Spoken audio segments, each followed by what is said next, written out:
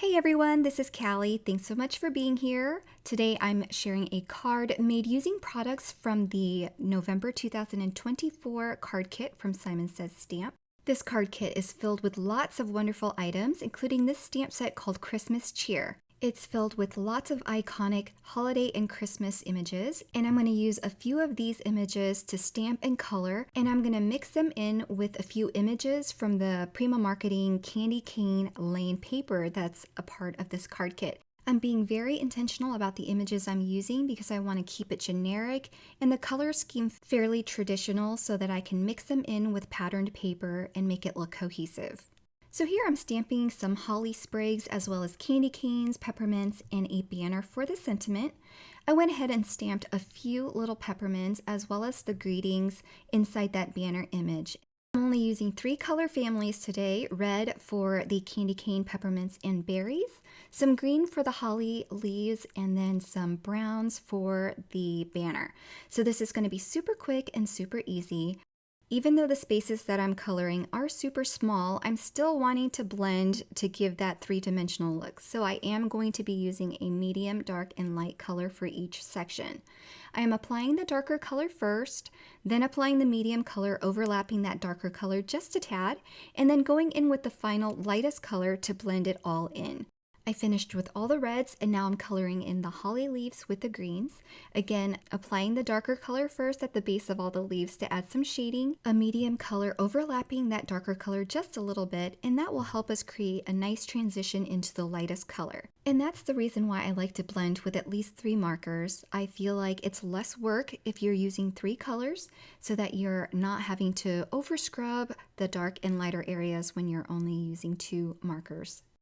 Last but not least, I'm going to finish up with coloring this banner in some light browns.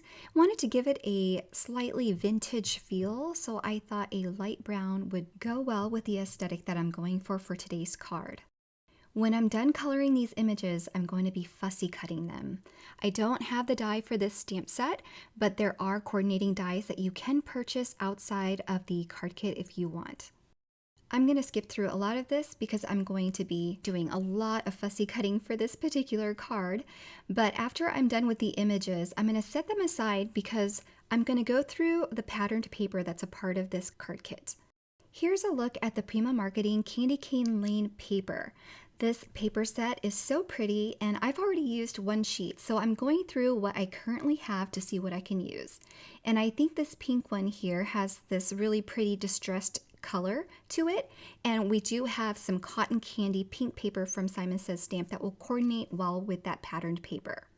Then I found these poinsettias that I'm going to be fussy cutting, and I've cut a little strip off so that I can work with an area that's a little bit more manageable. And I'm just going to fussy cut a few of these poinsettias in pink and red, and there are a few ornaments on here too that I decided to fussy cut as well so that I can use them on my card later.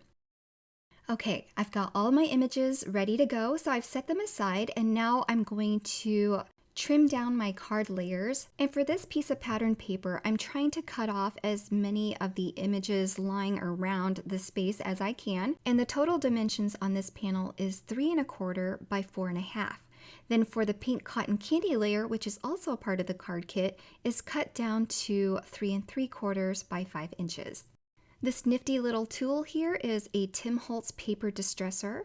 I've used it before in other videos, and I love using it to fray the edges of my cardstock, especially when I'm using patterned papers and want to give my cards a little bit more of a vintage feel. At the center of this tool is a round blade, and it's exposed by all of these grooves around the tool, and you can use any opening to run that blade perpendicular to your paper, and it will fray it up and distress it like you see here. I find that putting your paper over an acrylic block gives you more room to work with so that you don't bend your paper and it's easier to handle.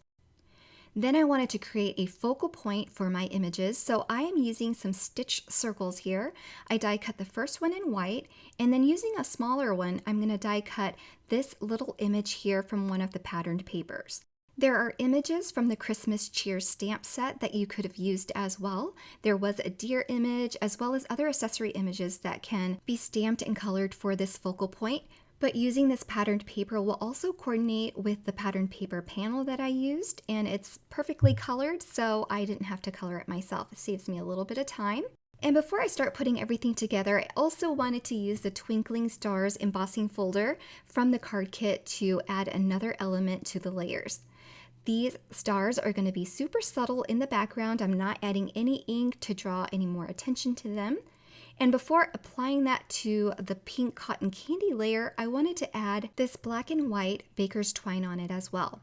So I've cut a strand long enough to go around and tie a bow. But first, I'm going to use some thin 3D foam squares to attach the circular image first so that I know where I want to tie that bow. I'm using these thin 3D foam squares because we've got some dimension from the frayed and distressed edges as well as from the embossed stars. So the thin 3D foam squares are going to help bring that circular element up just a tad so that it doesn't interfere with all the other dimensions on this card. Then I can wrap the baker's twine around this card panel and then tie my bow. Once I'm done, I'm just going to trim off the tails of the bow here and make sure they're equal. Then I'll attach this panel to that cotton candy panel with some more thin 3D foam squares. Okay, so now the fun part of using all of those images that I colored in Fussy Cut. I start off with the greetings banner because I know I'm going to be attaching the other elements around the banner. So I adhere it first with some liquid adhesive. Then I'll take some poinsettias that I fussy cut and just adhere them all over, tucking them before the liquid adhesive underneath that banner dries. Then I'll work on the sprigs at the top here, and I'm just going to crisscross the candy canes and add it to the center of the sprigs where they meet so that there's a nice connection for those sprigs. I've got a few more images to use, so I am using some 3D foam squares that are smaller and adding a few peppermints here and there and finishing up with these little ornaments at the top. I took the time to fussy cut them, so by golly, I am going to use them and put them on my card and make it worth my time. Okay, so once I have attached all of the images, the last thing I have left to do is to attach this whole thing to a note card, and that finishes this card. Be sure to check out the November 2024 card kit. It is packed full of wonderful Christmas and holiday themed products, and you'll find that it's a steal of a deal. So I have two more cards to share. One is from release night, which I did by creating a background with the images from the Christmas cheer stamp set. And then I stamped and fussy cut the ho ho ho here that I stamped in an ombre color with some reds.